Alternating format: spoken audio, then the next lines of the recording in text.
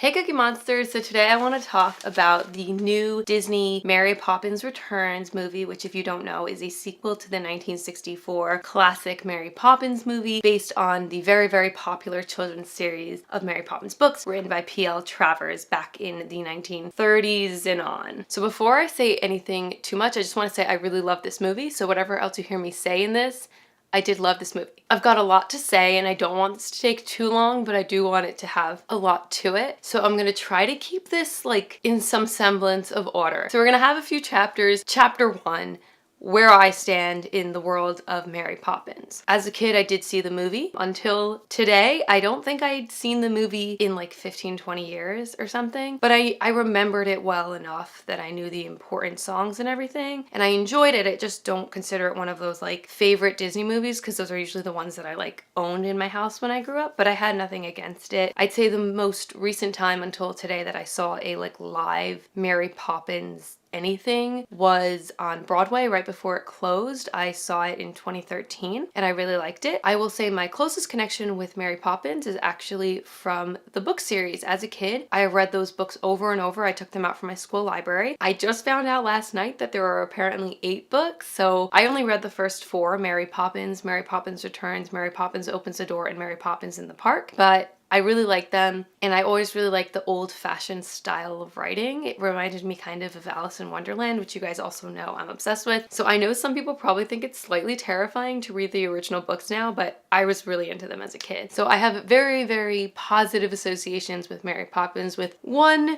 major exception, and that is saving Mr. Banks. So let's move on to chapter 2. Saving Mr. Banks. I don't want to take too long talking about this because I could go on forever, but to cut the story short, I hate Saving Mr. Banks. Saving Mr. Banks, if you're unaware, is a movie that Disney came out with, I don't know, the past 5 years or something, which is basically the origin story of how Walt Disney himself was able to get P.L. Travers, the author of the book, to sell the rights to Disney to make the books into a movie, which they obviously eventually did, but it was a whole journey because she really didn't want to sell the rights and was very unhappy with his vision for what the movie should look like. Now, what's weird to me about this is that I don't think Disney sees the movie the way I see the movie, or else why would they have made it? Because I think what Disney thinks they made in that movie is a story about how the kind-hearted and visionary genius of Walt Disney helped this fussy old woman work through her daddy issues that were the only thing holding her back from giving him full permission to turn her books into a movie. But what I saw was a movie where, yes, I guess a visionary, but a bullying Walt Disney bullied a poor old woman into selling her life's work and making it into something she did not want. I left that movie feeling like she definitely was not happy about it, and even if she cried at the premiere, that doesn't mean she was overall happy with it. And if you go back, you can see she's on record as saying how much she hated the film. So the reason I bring this up is because once I saw Saving Mr. Banks, I felt highly uncomfortable about the fact that I had seen and enjoyed Mary Poppins as a kid, because clearly she didn't want it to exist, and it just felt really like, I don't know, wrong. And obviously that came to mind when watching the sequel, because obviously she wouldn't have wanted the sequel either. It's very similar in terms of, you know, the storytelling aspect and the tone. So I felt awkward about that, but I feel even more awkward now because I looked into it and she actually refused over and over again to sell the rights to a sequel, and it was her estate after her death that sold the rights to Disney now to make the sequel. So it makes me even more uncomfortable, but I'll also get back to it a little bit later because I also felt like it somehow influenced this second film itself. Chapter 3. What's this movie about? So if you don't know what Mary Poppins is about, back in the 1910s, Mary is helping out this family called the Banks family. They have 2 kids, Jane and Michael. The kids are terrors. No nanny can tame them, until magical Mary Poppins comes along and shows them crazy adventures and also helps the whole family get along again. This movie is about Jane and Michael as adults. Jane is still single. She's kind of an activist. She's really cute. Michael is sadly a widower. He has 3 children, John, Annabelle, and Georgie. Very sadly, his wife has passed away a year before the movie starts, and he is just struggling to make it. He can't, you know, work and keep the household running and be a father and everything. It's just very hard on him, and he misses his wife. And that's where Mary swoops in because they are getting an eviction notice. Michael took out a loan to just keep the family running. He missed a payment, and now the bank wants the full payment, which he cannot make. If he doesn't get the full payment in 5 days, the house will be repossessed by the bank. And Mary swoops in and they go on crazy adventures. And obviously the whole point is solving their problem and getting their house back. And on the way, you know, he learns to deal with his dead wife, and the kids learn to deal with their mother being gone. And they also learn the ultimate lesson, which we all expected from this movie, which is never let go of the magic, never stop believing, regain the magic of your childhood, which is the most Disney lesson of all time. Chapter 4, let's talk about the actors. The only two I really want to talk about are obviously Mary and Jack. So Mary, who's Mary Poppins, is played by Emily Blunt. She's amazing. I loved her. Now, during the movie, I felt like, why didn't I rewatch the original before going into this? So I did rewatch it now, so I could properly, you know, compare the two. And I will say, now that I've just rewatched the original, Julie Andrews probably just has the look down pat more because she's so angelic looking.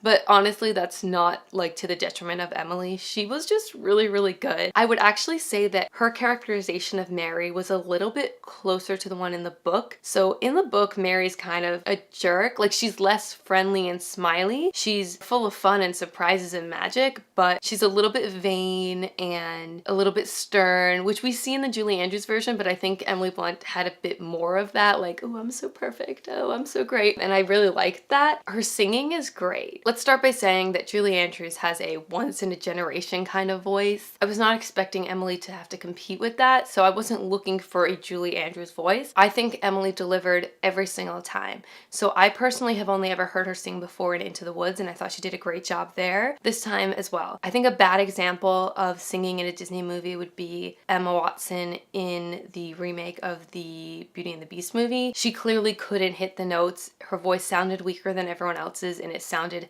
heavily auto-tuned. I did not feel that way at all about Emily's voice in this film. This is bothering me. Has this been bothering you guys the entire time? I'm so sorry. I thought that every song she was given was something completely in her range. Her voice sounded clear, it sounded on key, it sounded beautiful, and it didn't sound fake. If they auto-tuned it, I didn't hear it. I think the dancing was great, the acting was great. Overall, I really loved her performance. Now, Mary obviously needs a male Cockney sidekick character, and so we get Lin-Manuel Miranda as Jack the Lamplighter. Now, funnily enough, Dick Van Dyke as Bert in the original movie is always known as like the chimney sweep, but since I just rewatched it, he's actually just like a guy with like a million jobs, and chimney sweep just happens to be the last one we see in the movie, but like he does a million odd jobs. Anyway, this guy was an apprentice to Bert back in the day, and now he's all grown up and he's a lamplighter, right? So he turns on the lamps at night and turns them off come dawn, and he's adorable. Guys,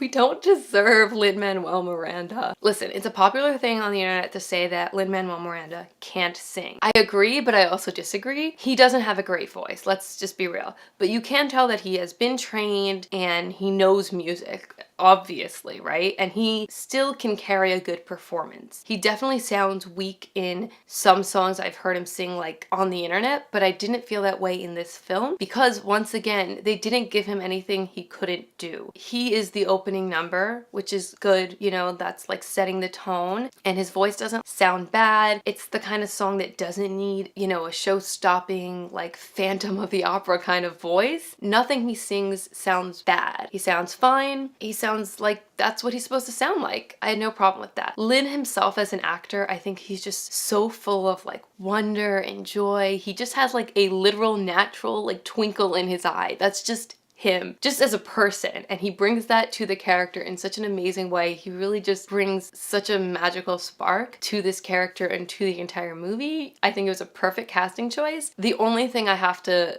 keep open-ended is the accent. So Dick Van Dyke as Bert was like ridiculed and is still ridiculed to this day for his terrible Cockney accent. Now, I had thought like, oh guys, you're just being mean to him, but I just rewatched the movie and honestly it's terrible. And I'm not like someone who knows Cockney accents, but I don't know what he's doing in there. So I was wondering, as someone who doesn't really know accents well enough. Lynn's accent sounded fine to me, but I couldn't tell if it was because he didn't do a bad accent or he did do a bad accent, but our minds are like programmed to believe that this Mary sidekick male blue collar character needs to have a really bad Cockney accent, and so my brain was like, that's terrible, meaning it's great. Like, I can't even tell anymore, so let me know. I think his accent was probably adequate, but someone who's being nitpicky would probably say it was terrible. Who knows? So I love those two. Overall, I like the rest of them. There's no need to spend too much time on it, but the kids were adorable. Definitely better actors than the original, no offense. I liked the Jane and Michael character, the villain. Everyone was pretty good. Chapter 5, my problems with this movie. So like I said, overall, I did love it. It's not like Saving Mr. Banks. I hate it. No, I love this movie. I kind of spent the first third of the movie like,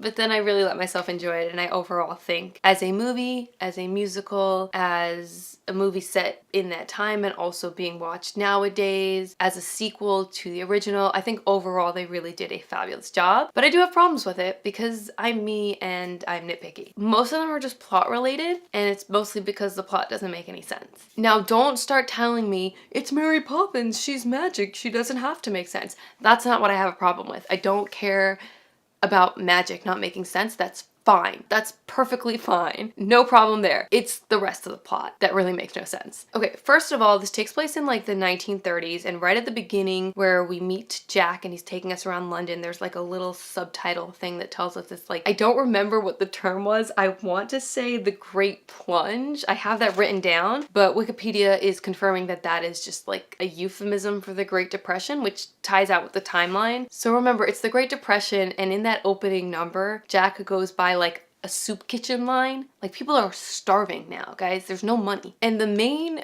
plot of the movie is that they're gonna lose their house, 17 Cherry Tree Lane. Now, I know it's their parents' house and they've lived there and he's raised his kids till this point there, but it's a very nice house. I also want to say, nitpicky, the house looked kind of different from the outside in the old movie and this movie, but that might just be me being crazy. But it's a nice house, guys. It's a really nice house. They've got like the drawing room and like the ornately decorated sitting rooms and kitchen and grand staircase and marble and tile. It's a nice house, guys. Can't they downgrade? I don't understand. It's really hard for me to feel bad that they're like, oh, we're so poor, there's no food in the kitchen. Like, what? I'm gonna go on a little bit of a tangent, but in the original books, Jane and Michael aren't the only two Banks kids. They have twin babies, and I think after that they have another baby, if I'm not mistaken, and I don't remember when the twin babies appeared. They might have been there from the first book. But anyway, there's Mrs. Banks, who doesn't have a job. They make her a suffragette in the movie to answer the question of why she's not watching her own children, because it's weird. The dad does work at the bank, but he's always like grumbling about money. But that's just funny. They have like a whole staff. There's at least one person in the kitchen, there's a housekeeper, and then there was this guy named Robertson or I don't know how you say it, who I believe was meant to be some sort of handyman, shoe shiner, possibly a gardener, although that might have been another staff member, but all he ever did was like take a nap in the coat closet, and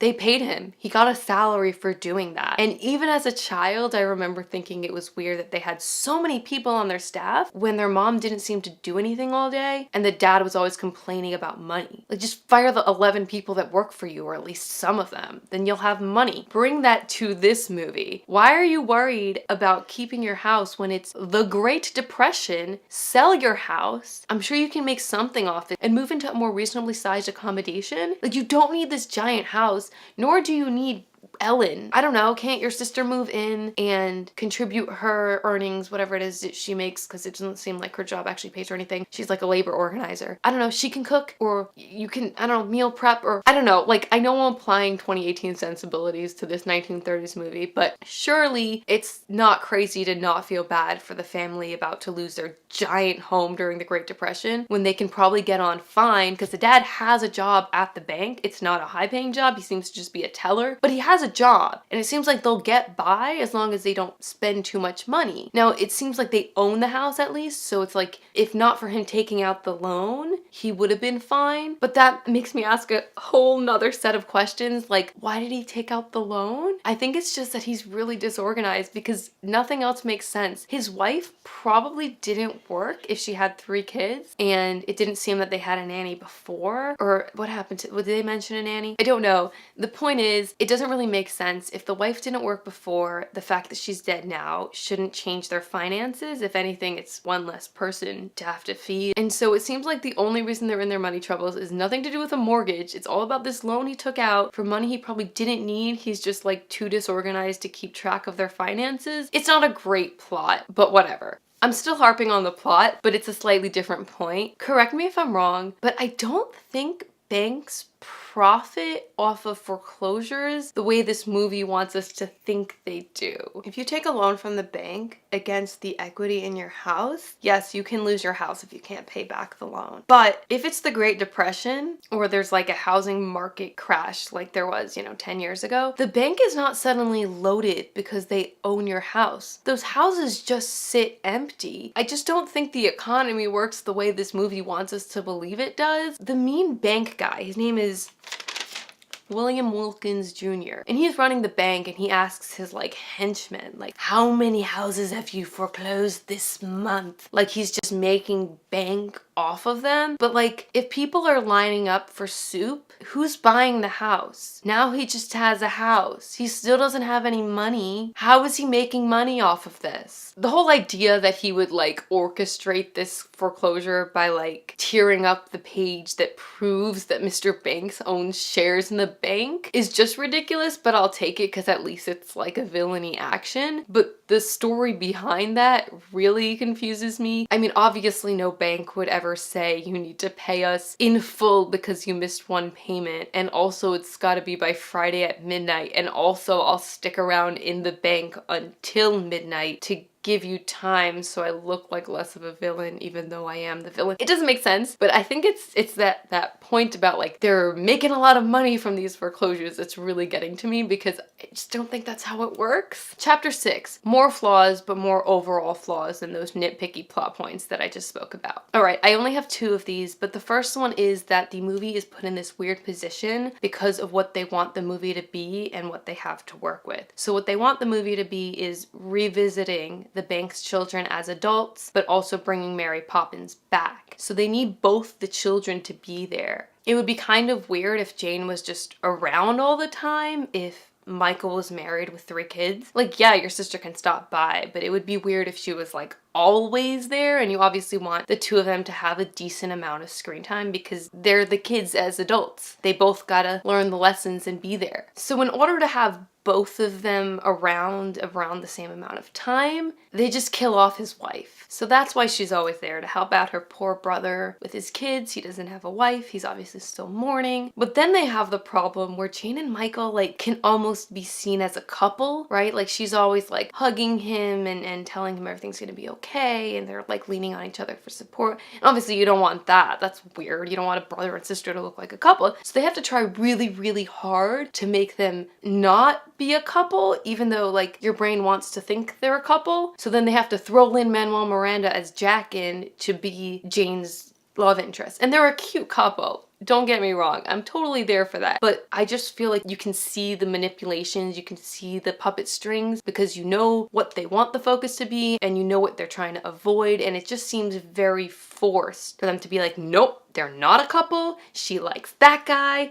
but they're both the main characters, which is why his wife is dead, and it just felt kind of too forced. The second issue is something I think almost everyone's gonna have to agree with, and that is that this movie tried so hard to hit all the beats of the original. And I don't know if that's a good thing or a bad thing. I think that's gonna vary from person to person. It felt a little uncomfortable to me, but definitely not something that would make me say this movie's bad because of it, but it's definitely there. It's trying really hard. The opening is beautiful. It's got these hand-drawn paintings of different scenes in London. They use the same font for all the actors in it. It's great, but everything. I didn't even realize, okay, so the opening scene after we ride through London with Jack is chaos in the house. the kitchen is flooding, so Annabelle gets on the phone and is like, I'm on the phone with the plumbers, and it's like, knock, knock, knock at the door, and then Ellen doesn't realize it's not the plumbers, it's actually people from the bank, so she opens it up and it's like, oh wow, the plumbers are here so quick, great service. I just rewatched the original. That's literally how it starts. There's chaos, the kids are missing, the dad comes home, he picks up the phone and is like, hey, my kids are missing and I want to arrest this nanny who lost them, and then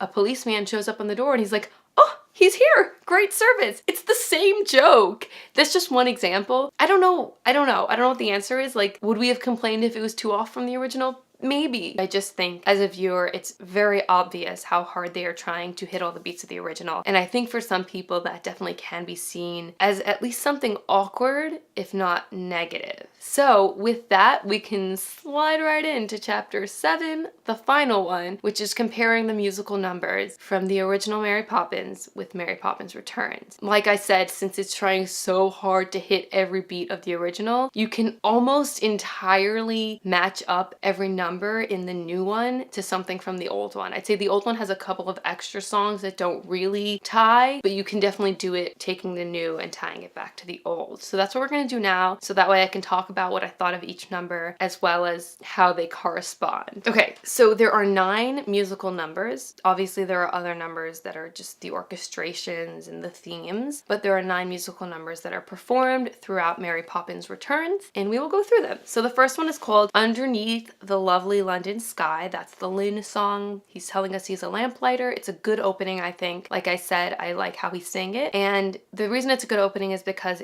the theme of the song, I believe, is that he's turning off the light and welcoming the morning, and he's a really chipper guy. He's obviously probably not making much money as a lamplighter, but he just has a really optimistic attitude. You can see around him people are struggling, but he always sees the good and is excited for a new day. So I think it's a good opening to the movie. Do I remember what it sounds like? Not really. I have heard people say that the songs weren't that memorable. I don't quite agree, but I don't think that was necessarily like a standout. I think that song can pretty easily correspond to Chim Chimney. Chim Chimney is more of like a theme throughout. At certain points of the movie, such as the beginning, you hear it as like an instrumental song, and then other times Bert's actually singing Chim Chimney with words. I don't know, this one probably doesn't have the best 1-to-1 ratio, but I think Chim Chimney is close. It's sung by the same type of character and it's sweet. The second song in the movie is A Conversation, which is sung by Michael. It's a song where he's talking about how he has no idea how he's gonna continue being a dad and how much he misses his dead wife. He's up in the attic going through all his things, trying to find that certificate that shows that he owns stock in the bank, so he can use that as, I guess, kind of collateral to hold off on losing the house. And it's a really sad and heartwarming song. I really liked Michael. I think he did a good job. I don't know if now's the time, but let's go back to Saving Mr. Banks. I expressed this to my sister, who I saw the movie with, that I felt like this movie read as if it had been made as if it knew that saving Mr. Banks was a thing. The lesson, like I said, of this movie, as you would expect, or one of the lessons is, you know, never to lose the magic of your childhood and don't stop believing. But there's more than one lesson, and there is one that is just about Michael. Mr. Banks in the original movie is the villain, and Michael is kind of turning into him a little bit just from being overwhelmed. There's times where he kind of like tells everyone to be quiet and the kids get all scared and run away and all that. And you can see that they're trying to teach you like, don't be that dad. And it's really hard not to think of Saving Mr. Banks when it comes to that, because he's all like, I don't believe in nonsense and this stuff didn't really happen. And he's basically turning into his father, but like way less sexist. But if you know that Saving Mr. Banks is a thing, and you know that Walt Disney built Mr. Banks in the original to kind of like be the villain, not only because they needed a villain, but also because he was like psychoanalyzing P.L. Travers. It's just really weird. Like, I just almost feel like they were putting the influence of that movie into this by characterizing Michael the way they did and making him learn the lesson he learned the way he did. Tell me if I'm wrong. But anyway, I thought it was a really, really beautiful song. It made me sad. That one I think doesn't perfectly tie to one from the old one, but the song A Man Has Dreams, I know, another standout of the original, but it is a song that is sung by Mr. Banks, and is also kind of like a melancholy song about like kind of falling apart and being upset at how things have turned out. So it's sung towards the end, and he's singing it where Bert is kind of his only audience as opposed to alone. But I do think those two songs are pretty good parallels. And the next song in the new movie is Can You Imagine That? So Mary shows up. She's no nonsense, but she's also cool. She slides up banisters. This is quite obviously the a spoonful of sugar song in this movie. The kids think she's cool, kind of, but they're a little skeptical. I'd say they were more skeptical in this one. And she convinces them by singing a cool song and making magic happen. So in the original, it was just about cleaning up the nursery. In this one, the kids got all dirty. She flew in on a kite and they were just running through the park and they got all dirty and she wants to put them into the bath. Weirdly, they're all standing in like their underclothes because obviously you're not going to have the kids naked there, but also like I'm sure kids don't bathe like that in the 1930s. They are convinced that Mary Poppins is the real deal when she starts pulling things that can possibly fit in her bag out and throwing them into the bath. There's a dolphin, there's a giant umbrella. Suddenly the kids are super into it. They jump into the bath and now they are under the ocean and then they're in bubbles and then they're on the waves and they're all sitting there in the bathtub and they're singing. Can you imagine that? It's definitely not as catchy as A Spoonful of Sugar, but it is a catchy song. It's fun, it's cute. Mary's in like this bright dress and she's dancing and singing. I thought it was cute. After their bath, the kids are settling into bed. Mary is talking to Jack outside the window while she's distracted. The kids are like, let's sell our mom's Royal Dalton bowl. And she said it was priceless. Maybe we can use that money and it will save the house. And they get in a fight because Georgie doesn't want to sell the bowl and the bowl cracks. And Mary comes in and it's like, what happened here? And magically the horse and carriage on the bowl now has a broken wheel. And just like in Bert's chalk drawings in the original, they jump into this animated scene and they are there themselves. Jack of course comes with them and then we get this obvious parallel to the extended animated sequence from the original. So in this one they sing two songs as well. So they have a song where all of them are in this animated coach,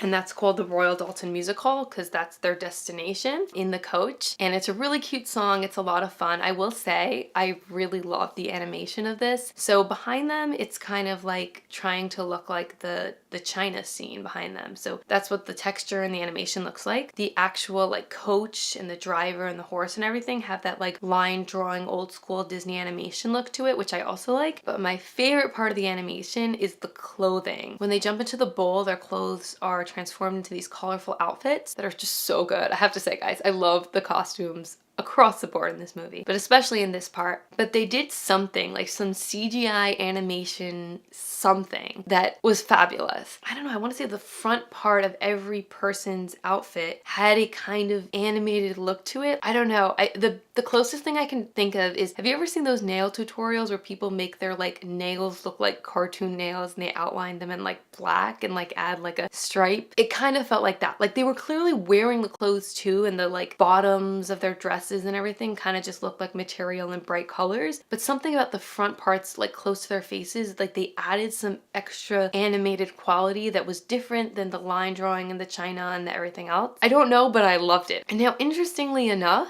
there was like a subplot within this, which they didn't have in the original. It wasn't just fun times. They meet this wolf guy who like lets them into the music hall and he's like swinging his watch, and it's reminiscent of the way the bank manager president guy is swinging his watch. And so there's this whole like subtext about like greed and capitalism, I guess, because obviously the bankers are the villains, but also this greedy wolf guy in the animation is also a villain, and they both have that like greed factor that unites them. I don't know why that was necessary, but fine. I was just kind of surprised by it. So they go into the music hall, it's really fun, and who gets to go up there and perform but Mary Poppins herself with some help from Jack. And that's where we get the second song, A Cover Is Not the Book. So we had the Royal Dalton Music Hall and A Cover Is Not the Book. The two songs in the animated portions of the original were Jolly Holiday and Supercalifragilisticexpialidocious. They go in order. In terms of the Royal Dalton Music Hall, it's like the intro song to the animated universe, so I think it kind of goes well with Jolly Holiday, but obviously the content of the song isn't exactly the same. And then A Cover Is Not the Book feels more like Supercalifragilistic because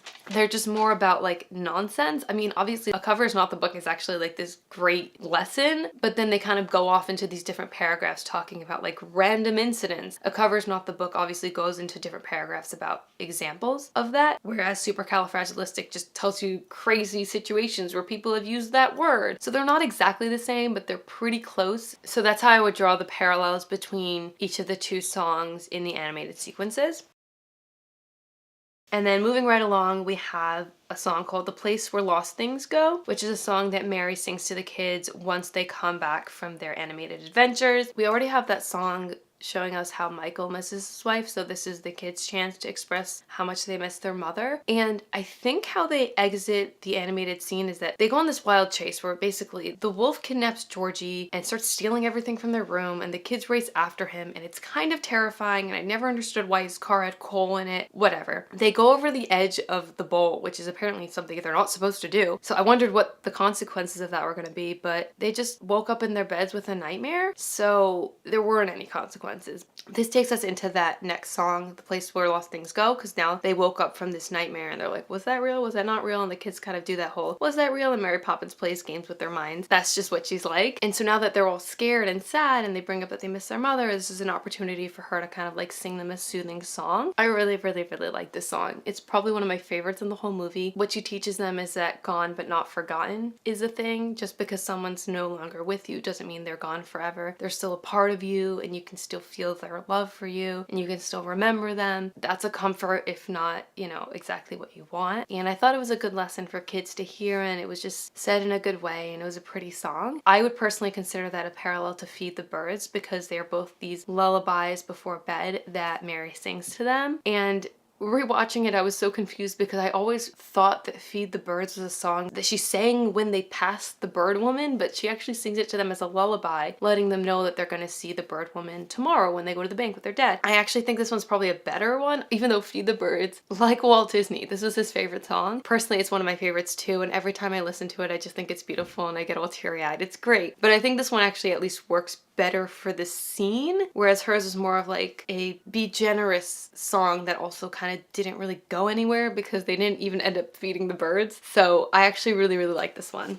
But they've broken the bowl now, so they need to go get it fixed. So Mary takes them once again, like it's hitting every single beat. They have to go down a little Diagon Alley style street in London to go visit some weird ass relative of Mary's. This one is something I really liked because number one, Meryl Streep was amazing, and number two, I like when they are taking more things that are pulled from the books. So Topsy Turvy is actually really two people. There is like Mr. Topsy and then Turvy, his wife, but close enough. They go in. I think it's supposed to be the first Monday, but this is the second Wednesday. Like they changed that tiny detail. But basically, they visit her aunt, whose name is Topsy something very long. She can fix anything except on the second Wednesday of every month, everything's topsy-turvy. What? So anytime she tries to do something, the opposite happens. And they come in and her whole house is upside down and everything's crazy and there's just all these different things she's supposed to be fixing when they're flying around. It's Meryl Streep with this like unidentifiable, maybe Eastern European accent. She's got this crazy haircut and eyeshadow and lipstick, and she's just being so animated, and I loved it. Oh, she was so good. So that song is called Turning Turtle, and of course there's a lesson to be learned from it. So they basically learn everything's all about your point of view, and you should change your point of view so that when things look bad, you can make them look good again. It's a really fun song. There's dancing in it. Jack's also in that scene. It's really fun. That one obviously is the parallel to I Love to Laugh, which is when she meets, I believe it's her Uncle Albert or something, and he's like the guy who played the Mad Hatter in Alice in Wonderland, and you can tell because he sounds exactly the same. And he had some sort of thing where, I don't know if it was on a specific day, but if he laughed too much, he would start floating to the ceiling, and then the kids started laughing, and Bert started laughing, and Mary with her magic brought the table up, and they all had tea time near the ceiling, and it was great. Now the bank manager is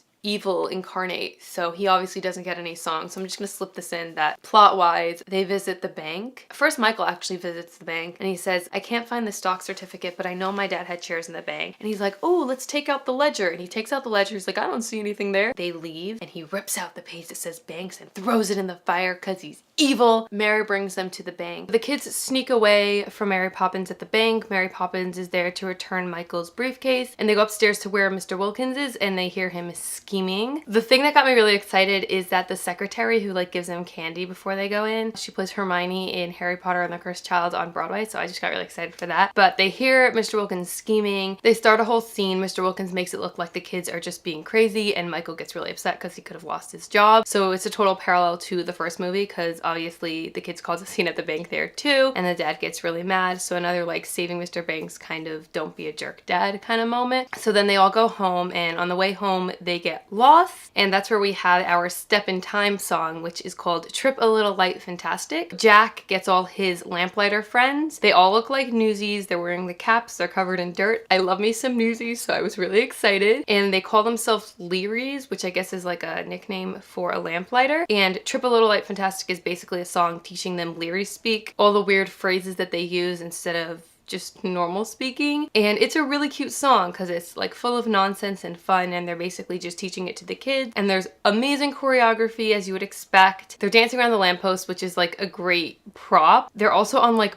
bikes doing like tricks as if it's like a skate park. It's just a really fun song, and I really enjoyed it. So that's all well and good, except it doesn't help them save their house, so they have to go home and pack it up. Jack and his Leary friends help out with like the moving stuff, even though it doesn't really make any sense that they're like literally waiting until midnight on Friday to do this. They have a bunch of kids. They could have just moved out earlier, but they didn't. I guess they had hope. So they're all there. It's like 7 minutes to midnight, and they have the moving truck, and then Georgie's like, wait, I forgot the kite. So he runs in to get the kite, and Michael takes another look at it because he's mended the kite with some of these drawings he was going to throw out, and it was like a drawing of the whole family, but it's on the back of the certificate they were looking for the stock. So they go run to the bank. They split up. Jane and Michael are going to go straight to the bank, but they need extra time. So Michael, the kids, the Learys, Jack, everyone goes to Big Ben to turn back time. There's a really fun sequence where all the Learys stack up their ladders along Big Ben so that Jack can get to the top. First, he turns off the light that's keeping Big Ben lit, but then he can't get to the hand to turn it back. So Mary Poppins on her umbrella goes up and turns it back 5 minutes to give Jane and Michael extra time to get to the bank, which is funny because the admiral who like blows up the town on the hour has been off 5 minutes. So now he's like, yay, Big Ben is right, except Big Ben is wrong.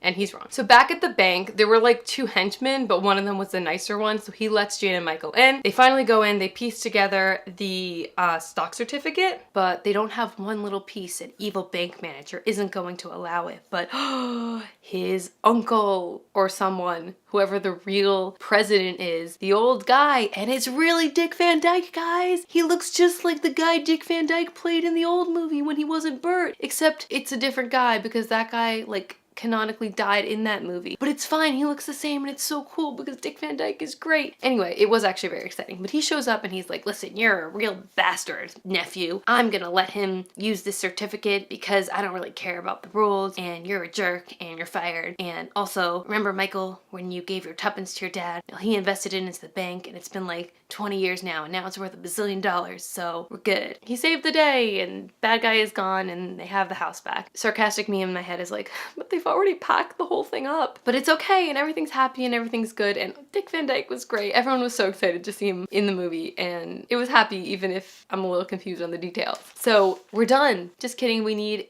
a Let's Go Fly a Kite scene. So instead of Let's Go Fly a Kite, we've got Nowhere to Go But Up, and Angela Lansbury shows up. I did not expect it. They've got this beautiful like pastel fair in the park across from Cherry Tree Lane, and they go in, and that poor park keeper, whatever his name is so upset everyone's walking on that grass. But they go walk through the park and they get all their treats, and Angela Lansbury is sitting there sweetly singing and selling balloons. And if I'm not mistaken, I'm so sure that in the original book there is a scene of them buying magical balloons and going floating through the sky with them, which made me happy as a book lover. You have to choose the right one. It was like the dad started it off, and he was just singing and letting it go and just being happy with his family, and it was so cute. And then the manager showed up, and he's a bad guy, so his didn't float. And it was just such a cute ending, and I liked it a lot. Okay, so those are my thoughts. I love this. Let's move on to one more chapter because I lied before. There's one nitpick I need to talk about. So let's go to chapter 8. Why are the parents dead? It's only been like 20 years. These people are like at the very most in their mid to late 30s, which means their parents are like in their late 50s, 60s, maybe? I'm being really nice here. Assuming that he had his first kid at like 26 and that the oldest kid, John, is 11, which he isn't. He's definitely younger than that. He's like 37. His mom probably had him at like 24. It was like 1900. I highly doubt she got married at like 30. Their parents should be in like their late 50s, early 60s, maybe mid 60s at most. It's the 1930s, and they should still be living at that point. Like, I understand his wife died young, people die young, but for both their parents to be dead is just weird, and it's just an accepted thing. I bring up Harry Potter and the Cursed Child because it's like that too. Like, all their parents should only be in like 50s, 60s, and they're also just dead, and that's just accepted, and it makes no sense. Like, why are we killing off these parents in sequels? Like, I understand in Disney movies, they kill them off just to start off the movie, but killing them off in a sequel just because you don't feel like putting them in and it ruins your story or something, like, it doesn't make any sense. And it bugs me because the Admiral is still alive. The Admiral who had white hair and a white beard in the original movie, which is at least 20 years earlier, is still alive, just in a wheelchair now. But somehow both the Banks parents are dead, even though they were both very young in the original movies and had young kids. I don't understand it. Bugs me because it's stupid. But overall, I love the movies, so let me know your thoughts. This is me trying to put in some effort into my analysis, even though I'm still